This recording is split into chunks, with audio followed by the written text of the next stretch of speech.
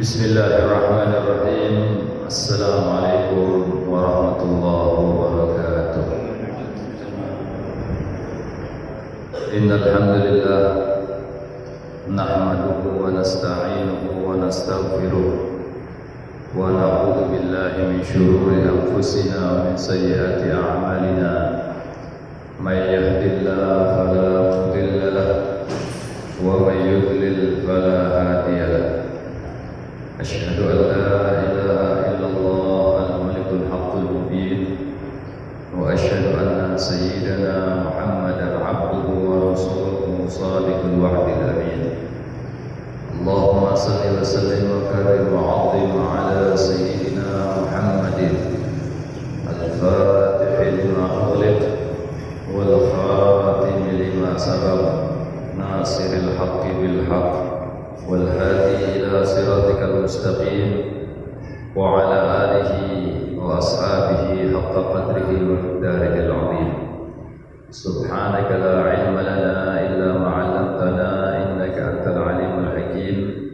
رب اشرح لي صدري ويسر لي أمري واحلل عقدة من لساني يفقهوا قولي بجاه النبي والآل والأصحاب أما بعد. Bapak-bapak, ibu-ibu, jamaah Masjid Baitur Rahim yang dimuliakan oleh Allah Subhanahu wa taala. Masya Allah, ini namanya saja Baitur Rahim, ya, rumah Allah Subhanahu wa taala yang maha rahim, yang maha kasih sayang. Dikatakan oleh para ulama, Allah itu mempunyai sifat rahman, kemudian sifat rahim. Sifat rahmannya Allah Subhanahu wa taala yang berarti kasih sayangnya Allah itu untuk semua makhluk. Bukan hanya orang Islam, orang mukmin saja yang dapat kasih sayangnya Allah. Semua makhluknya Allah, yang Islam, yang bukan Islam, binatang, malaikat, jin, semuanya mendapatkan rahmatnya Allah, mendapatkan kasih sayangnya Allah Subhanahu wa taala. Tapi sifat rahimnya Allah Subhanahu wa taala, kata ulama, dikhususkan bagi orang-orang yang beriman kepada Allah Subhanahu wa taala. Jadi beda, ya, Ar-Rahman sifatnya Allah secara umum, tapi Ar-Rahim sifat kasih sayangnya Allah Subhanahu wa taala secara khusus yang Allah berikan kepada orang-orang yang beriman kepada Allah Subhanahu wa taala. Berarti kalau orang-orang yang beriman di samping mendapatkan rahmatnya Allah dari sifat rahmannya Allah, juga mendapatkan sifat rahmatnya Allah dari sifat rahimnya Allah Subhanahu wa taala. Double kalau orang Islam mendapatkan rahmatnya Allah Subhanahu wa taala. Karena itu kita bersyukur kepada Allah Subhanahu wa taala, kita masih diberikan hidayah oleh Allah Subhanahu wa taala untuk bisa hadir ke atau di dalam Masjid Baitur Rahim ini untuk semata-mata beribadah kepada Allah Subhanahu wa taala. Datangnya kita di masjid ini, alhamdulillah, kita mendapatkan pahala i'tikaf dari Allah Subhanahu wa taala. Ya, kemudian kita juga mendapatkan pahala yang dikatakan oleh baginda Nabi sallallahu alaihi wasallam, huduru majlis ilmi khairu min ibadati salat aw kama. Duduknya kita di majelis ilmu, tatkala kita duduk di pengajian yang menimba ilmunya Allah Subhanahu wa taala, mempelajari mendalami ilmunya Allah Subhanahu wa taala, itu pahalanya lebih afdal daripada ibadah setahun. Luar biasa pahalanya. Susah kita cari ibadah, ya, yang lebih baik selama setahun. Ibadah kita belum tentu diterima oleh Allah Subhanahu wa taala, Bapak-bapak, Ibu-ibu. Kenapa?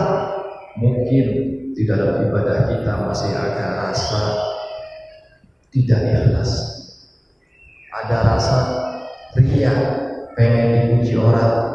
Tatkala kita sholat, ya, di samping ada Pak RW atau Pak RT atau ada mertua langsung khusyuk sholat. Allahu Akbar. Bacaannya kayak orang Arab sana, fasih. Karena apa? Ingin dipuji. Lain dengan yang ibadah karena betul-betul ikhlas karena Allah Subhanahu wa taala. Datang ke masjid ibadah kepada Allah, melakukan sholat ibadah kepada Allah Subhanahu wa taala, dan nanti ikhlas itu bisa dihitung berapa banyak daripada kita kaum muslimin yang beribadah kepada Allah Subhanahu wa taala ya hanya untuk menggugurkan kewajiban. Rasa ikhlas di dalam hatinya masih terlampau kurang, jauh daripada yang diharapkan oleh Allah Subhanahu wa taala. Dikatakan oleh seorang syair mengatakan a'maluna bainal qubuli wa raddiha. Amal ibadah kita ini kita tidak tahu apakah betul-betul diterima oleh Allah Subhanahu wa taala ataukah ada yang tidak diterima oleh Allah Subhanahu wa taala. Kita contohnya melakukan ibadah sholat. Tatkala kita sholat, Allah hanya menerima bagian sholat kita yang khusyuk. Sekarang kira-kira kalau kita sholat berapa persen khusyuk? Ada 100%? Mungkin kurang dari 100%. Bahkan mungkin tidak khusyuk sama sekali. Betul apa tidak? Betul, kadang saja tatkala kita sholat jumlah rakaat kita lupa. Betul tidak? Betul. Tatkala kita sholat apa yang kita tidak pernah pikirkan terfikir oleh kita. Kunci hilang tatkala sholat, ingat. Pernah ada satu kisah, seorang datang kepada Sayyid Alawi bin Abbas Al-Maliki radhiyallahu ta'ala. Orang ini adalah orang yang kaya, hartanya banyak, sampai hartanya itu berupa emas. Dia masukkan ke dalam peti, dia kubur di belakang rumahnya. Sedangkan di Arab ya namanya tanah itu rata, pada pasir semua, tidak ada tandanya. Di belakang rumah dia gali, dia kuburkan hartanya itu berpeti-peti. Tapi dia lupa sebelah mana dia kuburkan hartanya tersebut. Akhirnya setiap kali dia diam, dia berpikir di mana saya tanam itu harta. Akhirnya gali sana tidak ketemu, gali sini tidak ketemu. Akhirnya dia pergi silaturahim kepada Sayyid Ali bin Abbas Al-Maliki. Kemudian dia utarakan apa permasalahan kepada beliau radhiyallahu anhu. Hai Syekh, saya ini punya harta emas ada beberapa peti. Saya kubur di belakang rumah, tapi saya lupa di mana saya menanam atau mengubur harta tersebut. Kata Sayyid Ali bin Abbas Maliki, kalau begitu nanti malam kamu bangun, ambil wudhu, sholat tahajud. Padahal Sayyid Ali bin Abbas Maliki cuman ngomongnya tidak serius, ya, tidak serius karena waktu itu beliau sedang mengajar. Akhirnya subhanallah orang ini menuruti apa yang dikatakan oleh syekh tersebut. Tengah malam dia bangun malam, dia ambil wudhu, dia sholat. Tatkala baru takbir Allahu Akbar, langsung ingat di mana dia menguburkan harta katanya. Langsung sholatnya dia batalkan. Dibatalkan, ambil cangkul, diganti. Hartanya didapat, kemudian emasnya ditukarkan ya dengan uang, diberikan hadiah kepada Sayyid Ali. Besoknya datang kepada Sayyid Ali dengan membawa hadiah. Kata orang tersebut, wahai Syekh, terima kasih banyak atas ilmunya dan atas sarannya. Kata Sayyid Ali, ada apa? Kok tumben kamu ini membawa hadiah buat saya? Iya, kemarin saya memang bertanya kepada Syekh bagaimana cara untuk menemukan harta saya yang saya lupa menguburnya di mana. Akhirnya Syekh mengatakan, ya menyuruh saya untuk melakukan sholat dan saya lakukan. Tengah malam saya bangun, saya ambil wudhu, saya sholat, kemudian tatkala saya takbir Allahu Akbar, langsung teringat saya. Berarti amalan dari sampean ini mujarab, dia bilang. Padahal ya Said Ali tidak serius waktu itu. Beliau menerangkan tentang bagaimana cara setan pada waktu itu di pengajian beliau, cara setan menggoda manusia. Karena memang setan itu paling getol menggoda manusia tatkala sholat. Ya, tatkala sholat mesti ada saja godaan-godaan yang datang. Pikiran yang tidak pernah kita pikirkan tahu-tahu muncul di dalam sholat. Tatkala kita kehilangan kunci, kita sholat itu muncul. Ya, di mana kita meletakkan kunci. Bahkan mungkin kalau kita sholat subuh berjamaah telat, sudah qomat, sudah rakaat pertama dari rumah, buru-buru bangun, ambil kunci motor, ya berangkat ke masjid. Kemudian langsung menuju masjid, ikut takbir, Allahu Akbar, sholatnya masbuk. Ya, kunci motor masih ketinggalan di motor. Kira-kira pikiran kita ke sholat atau ke kunci motor? Insya Allah banyak atau 90% pikiran kita ke kunci motor. Karena kunci motor masih nyantol di motor. Kalau saya sholat, ya saya tinggalkan kunci motor, jangan-jangan salah sholat, motor saya amblas, hilang diambil orang, karena kuncinya masih nyantol. Nah, itu setan itu paling getol menggoda manusia tatkala dia beribadah, khususnya di dalam sholat.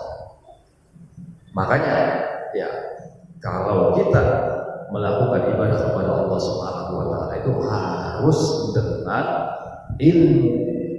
Bagaimana caranya tatkala sholat untuk bisa menghindari setan dan lain sebagainya. Bahkan setan itu lebih senang kepada orang yang ibadah, lebih senang menggoda orang yang ibadah tapi dia tidak tahu ilmunya, ya, dengan orang alim, orang yang tahu ilmu tapi dia tidak beribadah. Jadi setan itu lebih senang menggoda orang ahli ibadah tapi bodoh, nggak tahu ilmunya, daripada orang yang di ibadahnya biasa saja tapi dia tahu ilmunya, alim, pintar. Setan lebih senang menggoda ahli ibadah yang bodoh. Seperti halnya terjadi di zaman Bani Israel. Ada seorang pendeta Bani Israel namanya Barseso. Dikisahkan dalam kitab namanya Barseso. Barseso ini orang ahli ibadah. Setiap hari di tempat ibadahnya di Sawa'ah. Sawa'ah itu tempat ibadahnya orang Yahudi. Namanya Sawa'ah, atau kita sebut di Indonesia ini sinagog. Ya. Dia selalu ibadah. Tiap hari gak pernah keluar daripada Sawa'ahnya, tempat ibadahnya itu hampir 24 jam. Berzikir, kemudian beribadah kepada Allah, menyampaikan doa-doa dan lain sebagainya. Tapi dia ini tidak berilmu. Dia orang bodoh, sehingga digoda oleh setan, digoda untuk meninggalkan ibadahnya tidak mempan, digoda untuk bermaksiat tidak mempan. Akhirnya setan ini menyerupa jadi musafir yang datang. Setan datang menyerupa menjadi musafir, kemudian menggoda si mahasiswa, wahai Syekh, saya ingin makan, ya, saya tolong tunjukkan saya toko atau restoran di dekat sini. Akhirnya ditunjukkan, diantarkan sama mahasiswa. Kata si setan ini, ya, wahai Syekh, jangan kau bantu, mari minum bersama, makan dan minum bersama saya dulu, biar saya yang terakhir sebagai rasa terima kasih saya kepada Anda. Akhirnya makan, Barseso sama setan ini makan. Setan menyerupai jadi musafir ini makan. Habis makan, minum. Habis minum, pengen senang-senang setan ini. Pesan bir. Akhirnya kata Masuk, oh ini haram, tidak boleh. Digoda, akhirnya nggak apa-apa. Kalau sedikit nggak bakal mabuk, kata si setannya. Akhirnya tergiur, minum. Minuman keras, khamar tadi diminum oleh Barseso. Tatkala diminum, keenakan, Barseso nambah lagi 2 gelas, 3 gelas, sebotol, 2 botol, sampai 3 botol. Sudah 3 botol, mabuk. Nah, pertamanya dari mabuk tadi, digoda oleh setan. Tatkala mabuk, dituntut oleh setan tadi pulang ke tempat ibadah. Di tengah jalan ketemu cewek, ada cewek yang cantik lewat. Kata setan, no, ada cewek. Kamu kan selama ini cuma ibadah, nggak pernah kawin. Tuh ada cewek nganggur. Akhirnya diperkosa sama si Barseso. Diperkosa sama Barseso. Habis diperkosa, kata setannya, kamu memperkosa perempuan ini. Kalau penduduk tahu kamu yang memperkosa, kamu bakal dibunuh oleh penduduk. Daripada kamu dibunuh, bunuh saja di perempuan. Akhirnya perempuan tadi dibunuh sama Barseso. Sudah dibunuh, dikatakan lagi oleh setan, digoda lagi oleh setan. Loh, kamu ini bunuh orang. Kalau orang tuanya tahu, masyarakat tahu, kamu tambah dirajam lagi sama masyarakat. Kalau begitu, ya kuburkan, dikuburkan, digoda lagi sama setan. Kalau ini dikubur, lama-lama ketahuan juga. Ada orang nyari anak perempuannya dan ketemu, akhirnya diselidiki, kamu yang membunuh anak perempuannya. Daripada kamu malu, daripada kamu mati dikuburin orang, lebih baik ayo ikut saya, kata iblis. Ikut, tahu-tahu di ujung jurang. Kata iblis, daripada kamu matinya dalam keadaan malu, lebih baik kamu terjun bunuh diri. Akhirnya apa yang dilakukan Barseso? Dia loncat daripada jurang tersebut dan bunuh diri, kemudian mati. Orang ahli ibadah, karena dia tidak mempunyai ilmu, digoda oleh iblis, matinya dalam keadaan su'ul khatimah. Dia mati dalam keadaan bunuh diri. Naudzubillah. Makanya iblis itu paling suka menggoda orang ahli ibadah yang bodoh daripada orang yang ibadahnya biasa tapi alim, ngerti ilmunya. Nah, ini iblis. Nah, maka dari itu sering setan itu menggoda manusia di dalam sholatnya. Kita kadang demikian, banyak godaan-godaan daripada syaitan. Mungkin ibadah kita, sholat kita hanya berapa persen saja yang betul-betul khusyuk karena Allah Subhanahu wa Ta'ala. Tapi kita harus husnudzon, ya, harus berbaik sangka kepada Allah Subhanahu wa Ta'ala, bahwasanya dengan sifat rahmatnya Allah, semoga segala ibadah kita, sholat kita, segala ibadah lainnya diterima oleh Allah Subhanahu wa Ta'ala. Amin ya rabbal alamin. Bapak-bapak, ibu-ibu yang dimuliakan oleh Allah Subhanahu wa Ta'ala, insyaallah kali ini kita akan mengupas ya kitab atau mempelajari kitab seperti saya ucapkan kemarin, saya utarakan kemarin, yaitu kitab Al-Isti'dad Liyaumil Ma'ad, mempersiapkan diri untuk menghadapi hari esok. Judul kitab tersebut ya mempersiapkan diri untuk menghadapi hari esok, yang dikarang oleh Ibnu Hajar Al-Asqalani.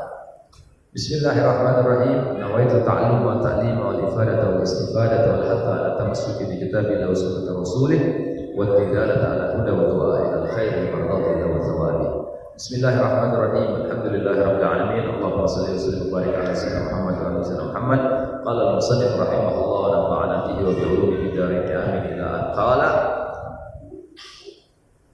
Baginda Nabi sallallahu alaihi wasallam, wa minhu ruya an Nabi sallallahu alaihi wasallam, diriwayatkan daripada baginda Nabi sallallahu alaihi wasallam. Dalam kitab tersebut dikatakan Al-Imam Ibnu Hajar Al-Asqalani meriwayatkan satu hadis daripada baginda Nabi Muhammad sallallahu alaihi wasallam. Qala Rasulullah sallallahu alaihi wasallam, bersabda baginda Nabi sallallahu alaihi wasallam, khislatan la syai'a afdalu minhuma wa khislatani la syai'a akhbathu minhuma. Dua hal, kata baginda Nabi sallallahu alaihi wasallam, yang mana dua hal tersebut tidak ada yang lebih afdal daripada keduanya. Jadi ada dua amalan yang betul-betul pahalanya luar biasa, tinggi di sisi Allah Subhanahu wa Ta'ala, pahalanya besar di sisi Allah Subhanahu wa Ta'ala.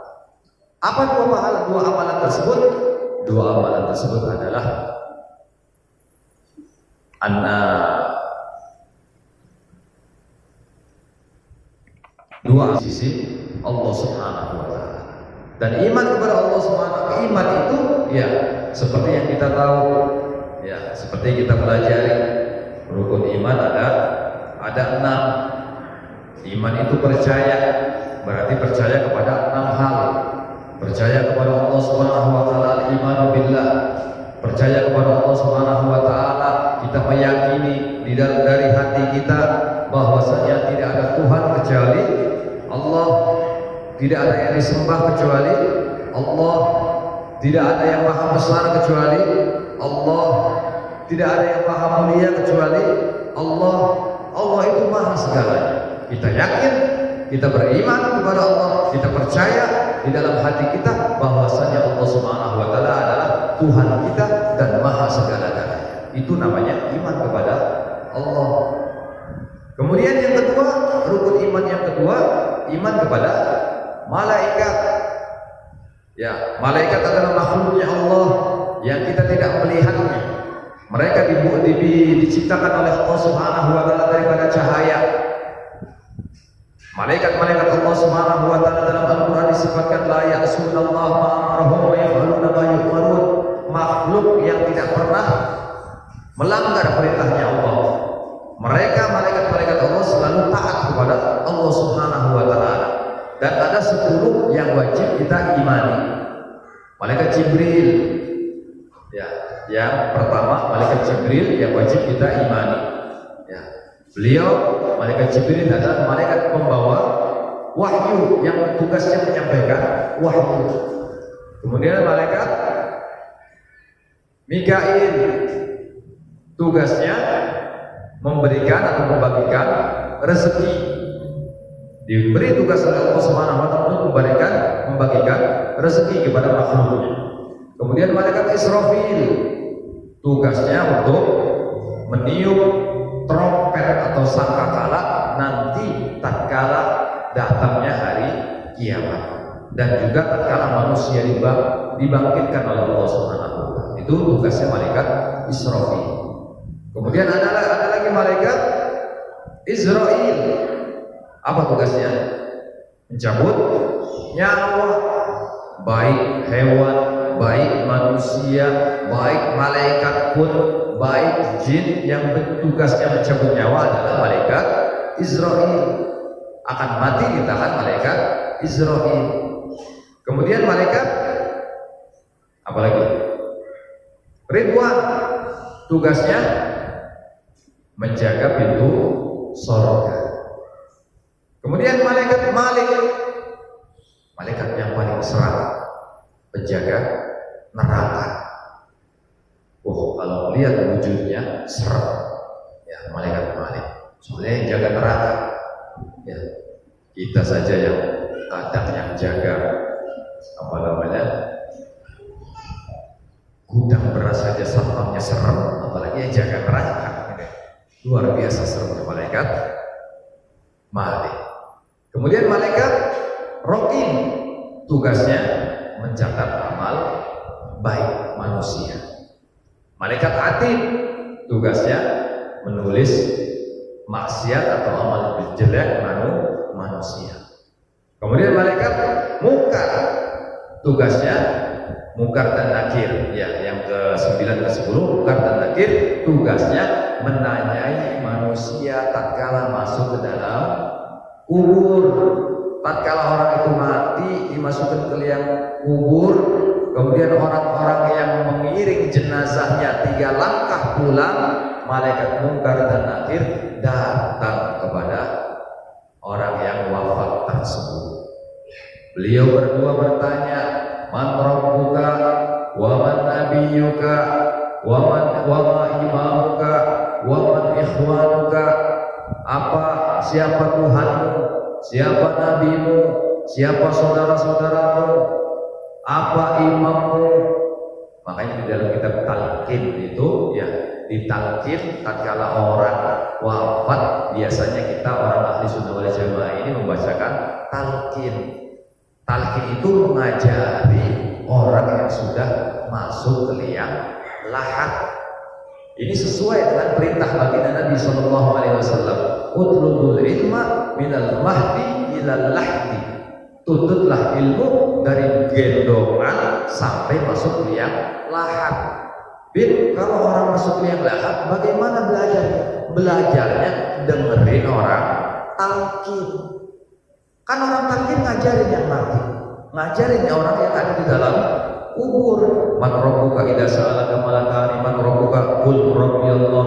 Apabila kamu ditanya oleh malaikat siapa Tuhanmu, katakan Tuhanku adalah Allah. Itu kan diajari sama orang hidup. Orang yang sudah mati diajari sama orang yang hidup. Makanya bapak-bapak, ibu-ibu, ya kalau kita mau nurut ulama-ulama kita dulu, insya Allah sesuai dengan ajarannya Rasulullah SAW. Ya, kalau kita ada orang yang wafat, kemudian kita ikut ulama kita, dibacain talqin, berarti mengikuti ajarannya Rasulullah SAW. Jangan ya tatkala ada saudara atau famili keluarga kita mati, naudzubillah, dibuang begitu saja, dikubur sudah ditinggal kayak kubur kucing. Jangan, ditalqin, dibacain tahlil, didoakan. Itulah yang diajari orang-orang tua kita dulu, diajari ulama-ulama kita dulu, tidak keluar daripada syariatnya baginda Nabi Muhammad SAW. Bacaan talqin itu sesuai dengan hadisnya baginda Nabi SAW. Maka dari itu ikuti ulama-ulama kita dulu. Ya, malaikat munkar nakir tugasnya kita kembali ya menanyakan orang di alam kubur sana. Tatkala masuk ke dalam liang kubur, 3 langkah pengiring jenazah pulang, malaikat munkar nakir ya datang menanyakan apa yang ditanyakan kepada ahli kubur. Kemudian yang ketiga, iman kepada Nabi dan Rasulnya Allah Subhanahu wa Ta'ala. Nabi dan Rasul yang wajib diketahui ada 25, tapi jumlahnya Nabi ya jumlahnya Rasul ada 313. Jumlahnya Nabi ada 124.000. Banyak Nabi. Rasul 313, tapi yang wajib Nabi dan Rasul yang kita ketahui hanya 25. 313 Rasul. Tugasnya Rasul adalah ya menyampaikan wahyu kepada dirinya dan juga kepada umat. Tapi kalau Nabi yang mengamalkan apa yang diwahyukan oleh Allah Subhanahu wa Ta'ala kepada dirinya. Dan paling banyak Nabi dan Rasul itu dari Bani Israel. Bani Israel ya umatnya Nabi Musa itu nabinya paling banyak. Karena kenapa? Karena mereka orangnya cekal. Tahu cekal? Apa? Ngeyel. Suruh potong sapi, sapinya yang bagaimana? Warnanya apa? Jantan apa betina? Kulitnya bagaimana? Nah, ini orang-orang Yahudi begitu. Orang-orang Yahudi, orang-orang Bani Israel ngeyel. Jangan kata Allah Subhanahu wa Ta'ala, jangan kamu cari ikan hari Sabtu, pasang jaring hari Sabtu. Pasang jaringnya hari Sabtu, ngambilnya hari Minggu. Akhirnya apa? Dilaknat oleh Allah Subhanahu wa Ta'ala menjadi monyet. Alhamdulillah. Makanya yang dikatakan oleh Darwin ya mengatakan manusia itu ya leluhurnya adalah monyet, ya golongannya dia. Karena Allah mengutuk orang Yahudi itu jadi monyet. Kalau kita kan turunan Nabi Allah Adam alaihissalam, gak ada yang dikutuk jadi monyet. Golongan mereka saja yang dikutuk jadi monyet. Makanya dia mengaku manusia itu turunan daripada monyet. Alhamdulillah, itu orang Yahudi. Jumlahnya Nabi 313, jumlahnya Rasul 124.000. Makanya Bani Israel juga banyak nabinya. Di antaranya Nabi Syam'un. Syam'un itu yang kita kenal biasanya dengan Samson. Nah, Samson ini Nabi Syam'un, Nabi, seorang Nabi. Kemudian Nabi Daniel, Nabi Uzair, banyak nabi-nabi di Bani Israel. Orang Yahudi itu punya banyak nabi, Masya Allah. luar biasa. Saking memang Allah perhatian kepada mereka. Ya. Memang mereka juga orangnya cekal-cekal. Kalau sudah ditinggal oleh nabinya langsung belok lagi, kafir lagi. Seperti orang-orang Yahudi zamannya Nabi Musa cuma ditinggal 40 hari oleh Nabi Musa alaihissalam. Nabi Musa menyendiri di Bukit Tur Sina. Apa yang terjadi? Langsung setiap kali Nabi Musa turun, mereka sudah menyembah sapi. Tadinya menyembah Allah Subhanahu wa taala, cuma ditinggal 40 hari menyembah sapi.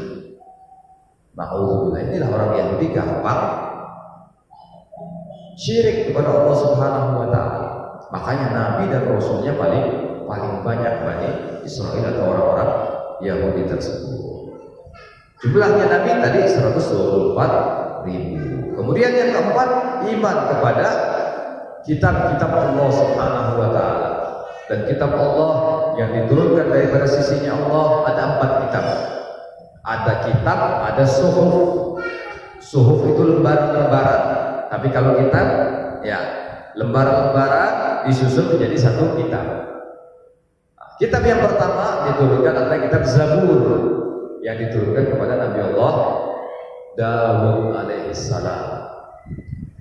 Nabi Allah Daud ini nabi yang suaranya paling merdu.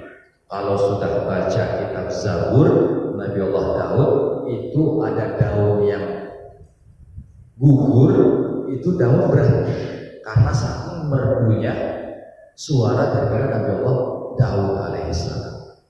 Kalau sudah shadaqallahul azim itu turun lagi. Itu Nabi Daud. Kitab yang diturunkan kepada beliau adalah kitab Zabur.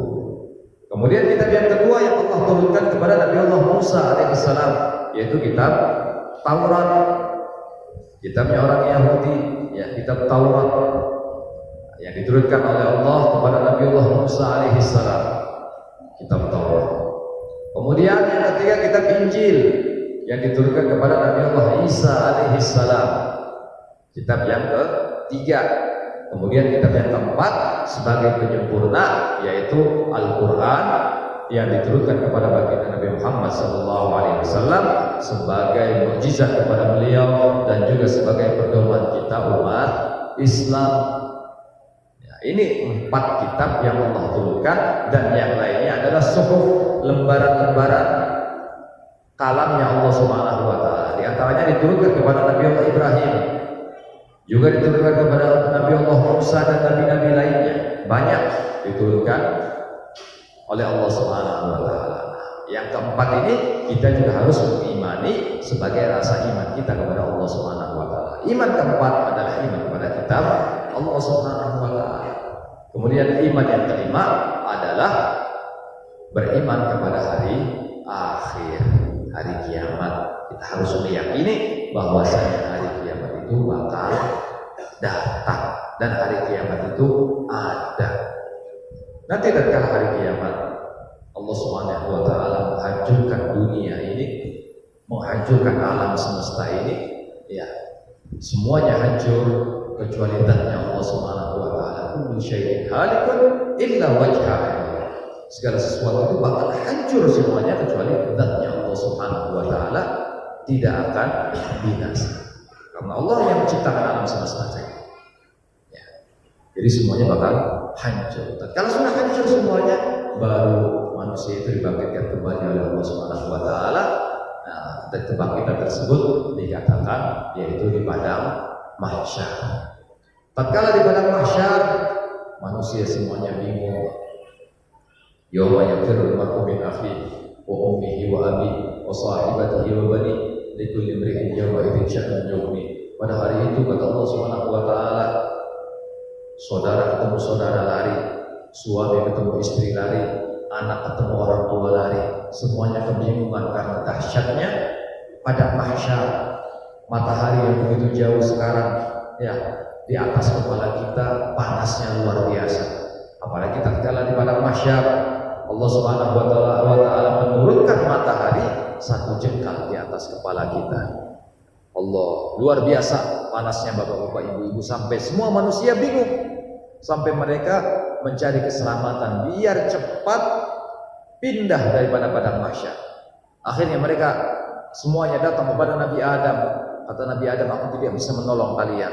Coba kepada Nabi Ibrahim, kepada Nabi Nuh, datang kepada Nabi Nuh, sama jawabannya. Ke Nabi Ibrahim sama jawabannya.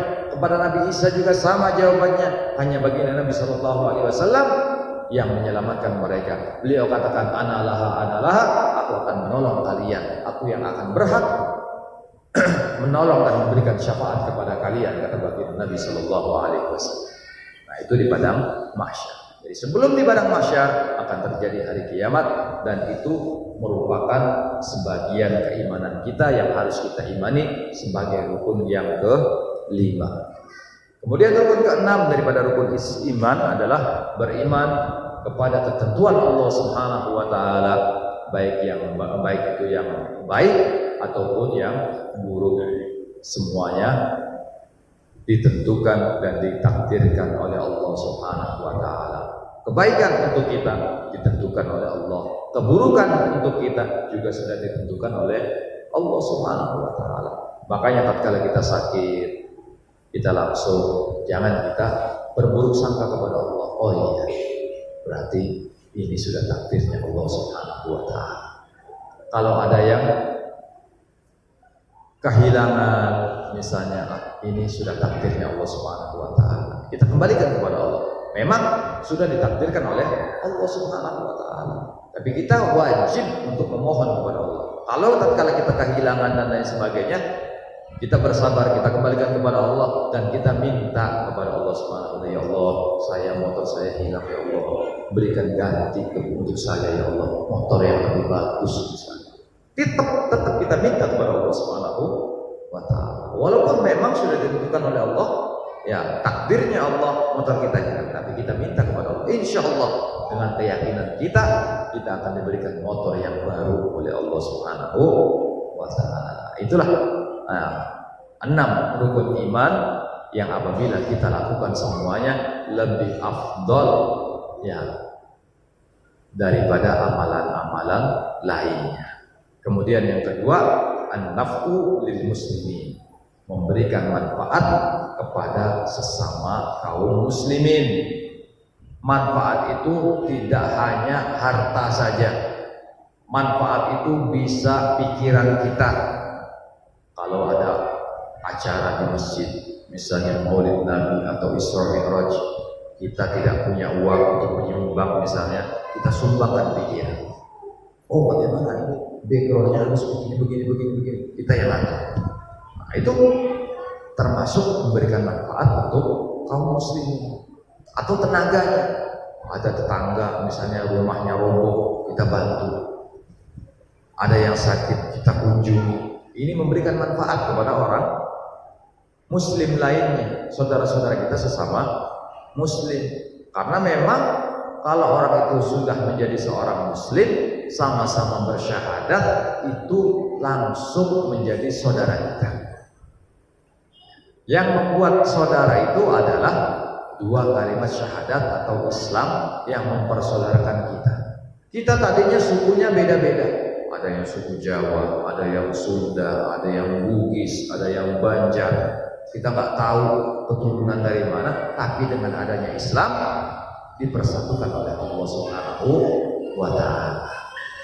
Nah, ini kita akhirnya menjadi saudara. Kalau sudah saudara, bukan hanya sama di dunia saja, sampai akhirat pun nanti kita tetap bersaudara, berkumpul di bawah benderanya baginda Nabi Muhammad sallallahu alaihi wasallam.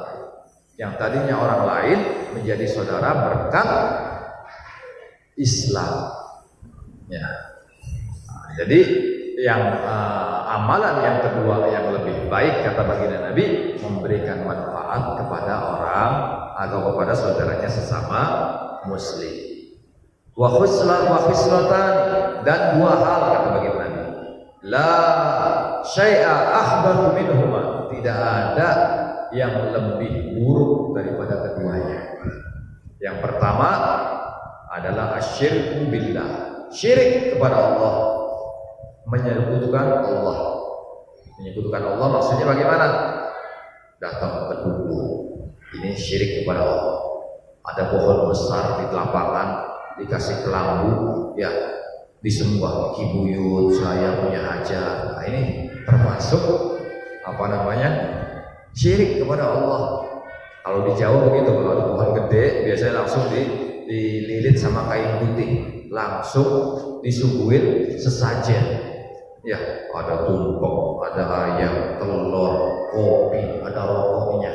Memang setan merokok, kan? Emang setan kopi ya, kan? Ya, di Jawa kadang begitu. Nah, ini syirik, namanya syirik. Tapi kalau kita ziarah kepada kuburannya orang-orang soleh, syirik apa tidak? Tidak.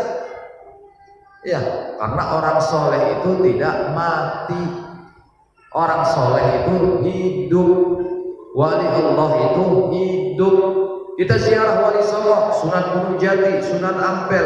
Mereka orang-orang yang syahid, yang wafat syahid di jalan Allah Subhanahu wa taala, berjuang. Wafat berjuang meninggikan kalimat Allah Subhanahu wa taala, berjuang menegakkan agama Islam. Wafatnya syahid. Kalau sudah wafatnya syahid, kata Allah Subhanahu wa taala, ya, wala tahsabanna alladziina qutilu fi sabilillahi amwata bal ahya'un 'inda rabbihim yurzaqun. Jangan kalian kira orang yang mati di jalan Allah Subhanahu wa taala itu mati. Orang yang terbunuh di jalan Allah itu mati, tidak. Mereka hidup di sisi Allah Subhanahu wa taala, dikubur mereka hidup. Berarti kalau kita ziarah kepada wali Allah, kepada Sunan Ampel, Sunan Gunung Jati, wali-wali lainnya, ulama-ulama, insya Allah sama saja kita silaturahmi ke rumah beliau. Beliau tidak mati, beliau hidup. Tapi kan biasanya kalau di kuburan ada orang-orang itu minta-minta kuburan. Siapa bilang minta kepada kuburan? Kalau minta itu tetap kepada Allah, tapi minta kepada Allah berkat, ya, kedekatan orang yang dikubur tadi kepada Allah Subhanahu wa taala. Bukan berarti kita minta kepada kuburannya. Kalau kita minta kepada kuburannya apa? Langsung keluar. Misalnya kita butuh 100 juta. Datang ke Sunan Ampel, Sunan Ampel saya minta duit 100 juta. Apa Sunan Ampelnya keluar kasih duit 100 juta? Enggak mungkin. Tetap kita doa kepada Allah berkatnya Sunan Ampel, biar hajat kita dikabulkan oleh Allah Subhanahu wa taala. Bukan berarti kita minta kepada kuburannya, tidak. Ya, kalau orang-orang ateis, ya, orang-orang yang biasa menyembah pohon, yang mintanya sama pohon, bukan sama Allah Subhanahu wa taala. Ya, ada pohon besar tadi kibuyut, ya. Atau orang biasa, orang Indramayu, orang Cirebon itu kibuyut, ya. Kibuyut minta apa? Minta duit sekian. Nah, itu minta sama pohonnya langsung. Tapi kalau kita ziarah kubur kepada orang soleh, kita minta kepada Allah, dikabulkan doa kita berkat orang-orang soleh tadi. Bukan berarti kita minta kepada kuburannya, tidak. Makanya itu kalau ziarah kepada orang soleh bukan perbuatan syirik. Ya, kalau syirik, ya kita minta kepada kuburan misalnya dikatakan syirik, ya minta kepada selain Allah dikatakan syirik, berarti anak-anak bapak dan ibu-ibu semuanya syirik. Minta jajan, Pak, Bu, minta jajan, minta saja sama Allah, kok minta sama ibu? Syirik kamu. Begitu. Jadi ziarah itu tidak membuat orang itu syirik. Ya. Jadi tadi kita kembali kepada pembahasan kita bahwasanya dua hal yang tidak ada yang lebih jelek daripada keduanya. Yang pertama syirik kepada Allah Subhanahu wa taala. Kemudian yang kedua ad-durru lil muslimin, yang membahayakan atau berbuat jelek, berbuat bahaya kepada kaum muslimin.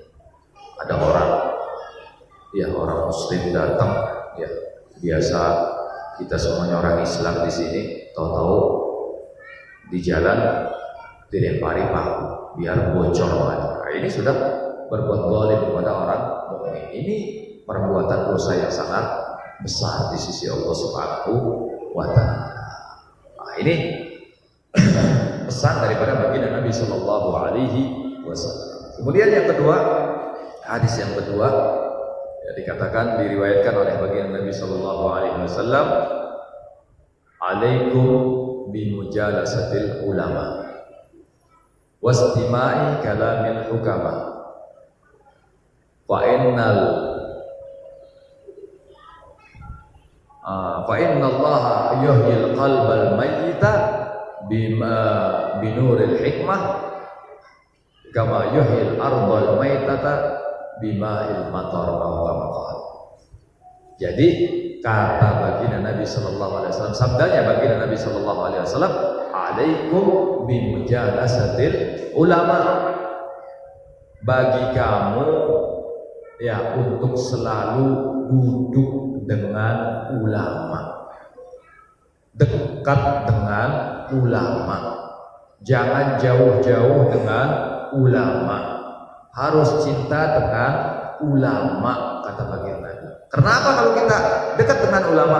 Kalau sudah kita itu dekat dengan ulama, kalau kita melenceng, ya cepat bisa diluruskan karena kita dekat dengan ulama. Tapi kalau jauh dari ulama, kita melenceng terus. Siapa yang mau meluruskan jalan kita? Kalau dekat sama ulama, melenceng sedikit langsung diluruskan, melenceng sedikit langsung diluruskan. Iya, itu untungnya kita dekat dengan ulama. Alaikum bimujalasatil ulama. Dan dengan duduk dengan ulama, kita banyak mendapatkan ilmu. Ya, mendapatkan masukan-masukan buat hati kita. Ya, karena hati itu juga, hadirin wal hadirat yang dimuliakan oleh Allah Subhanahu wa taala, butuh yang namanya makan seperti badan.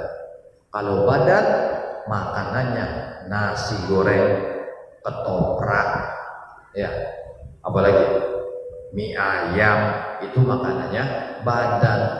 Tapi kalau makanannya hati, bukan itu. Hati nggak doyan ketoprak, hati nggak doyan Indomie, tapi hati makanannya adalah hikmah, ilmu yang diajarkan oleh ulama. Ya, itu makanannya hati. Zikir makanannya hati. Jadi hati pun butuh makan.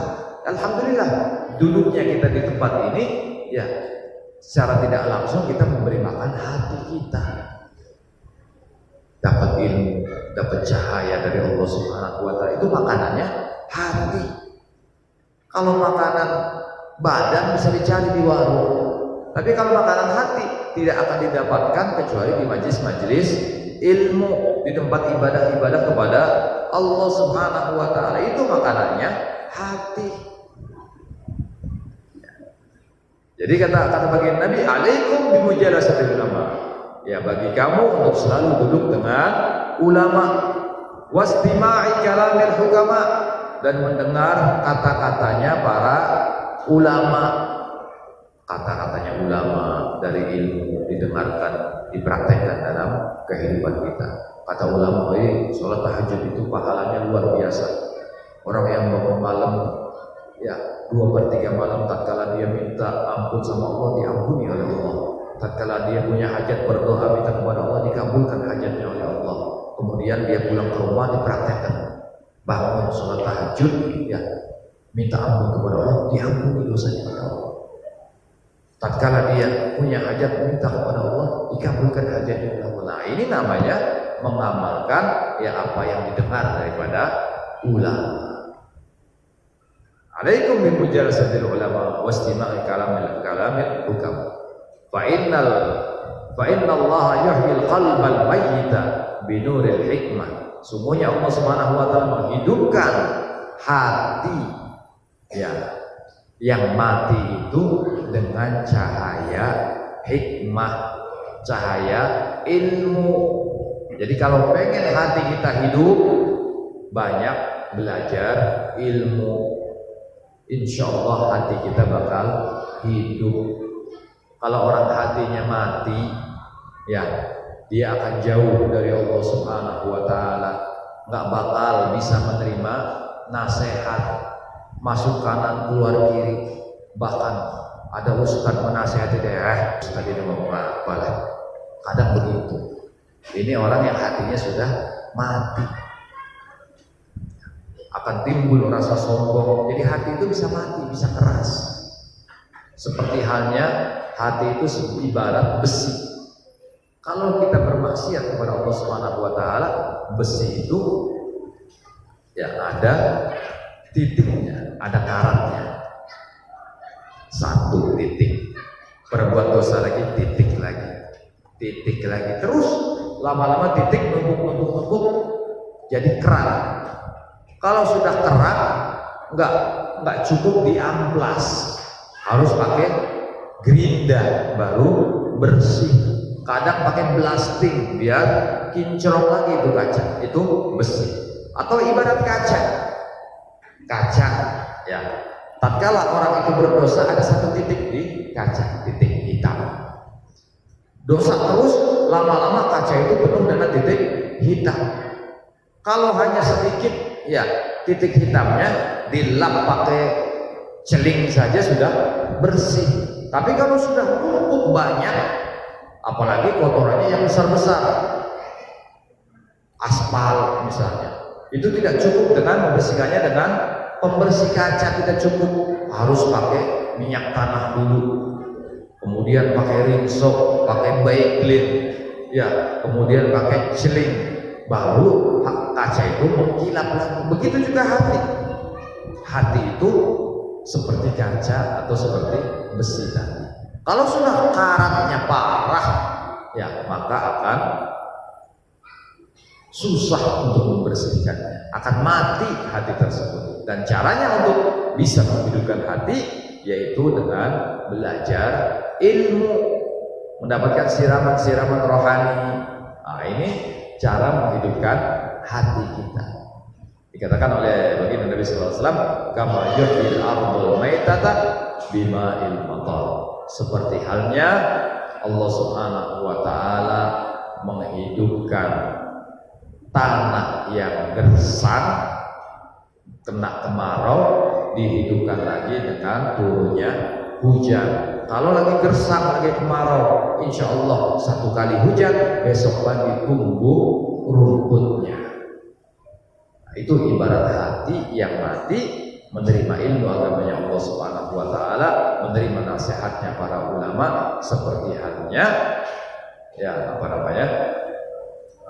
tanah yang tandus kena kemarau dihidupkan oleh Allah Subhanahu wa taala dengan turunan air hujan.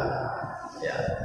Alhamdulillah. Mudah-mudahan ya insyaallah dengan dua hadis ini kita menjadi bekal kita untuk kehidupan sehari-hari kita. Ya. Usahakan kita selalu bisa memberikan manfaat kepada orang muslim, jangan kita membuat bahaya, membuat celaka orang muslim saudara kita. Dan juga kita selalu dekat dengan ulama, selalu mendengarkan petuah-petuahnya ulama, agar hati kita ini selalu hidup, agar hati kita ini selalu dekat kepada Allah Subhanahu wa taala, dan hati kita selalu bersih. Dan insya Allah hati-hati yang bersih itulah yang nanti akan dibawa ke hadapan Allah Subhanahu wa taala. Al-yawma la yanfa'u malun wa la banun illa man atallaha biqalbin salim. Pada hari itu kata Allah Subhanahu wa taala, pada hari nanti di akhirat tidak akan berguna anak-anak kita dan harta kita. Yang berguna di hadapan Allah adalah orang-orang yang datang kepada Allah dengan hati yang bersih, hati yang selamat, hati yang penuh dengan sifat-sifat yang baik.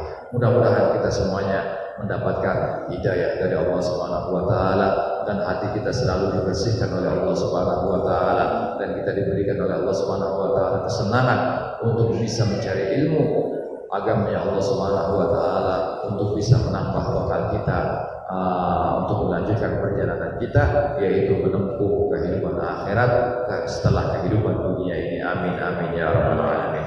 Ya Rabbana tarafna bi annana tarafna wa annana asrafna ala ladha ashrafna wa tub alaina taubatan silli kulli hauba wastur lana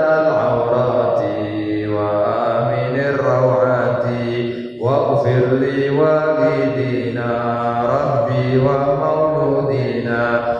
والآل والإخوان وسائر الخلان وكل ذي محبة أو جيرة أو صحبة والمسلمين أجمع آمين ربي أسمع فضلا وجودا منا لا باكتساب منا بالمصطفى الرسول نعظى بكل سول صلى وسلم ربي عليه عد الحب وآله وصحبه عداد الطش الصحب والحمد للإله في البدء والثناء ربنا بارك علمنا رب علمنا الذي ينفعنا رب فقنا ورقي لنا بربدنا نبينا مع الكتب ذكر ربي وفقنا وفقنا لما تقتضي قال في عليك ورزق كل على دائما وخلات يا علماء نحن بالخير ونكفى كل شر ربنا سلمنا كل شهور غير كل ذنب ويرد ربنا كل ذنب قبل تاتينا مسلمنا ربي اغفر واستغفر لك ومن ستر وصلاه الله تخشى المصطفى من الى الحق دعنا وبقينا ببيتنا ششك وعلى ذلك بشرفه ولا صاحب مسلم دور الله اهدنا بهداك واجعلنا من شر برضاك ولد من يسبك ولا دجال من خلق امرك وصلى وسبحان الله ونعم الوكيل والحمد لله العلي العظيم وصلى الله على سيدنا محمد وعلى اله وصحبه وسلم والحمد لله رب العالمين ورحمكم ثم السلام عليكم ورحمه الله وبركاته.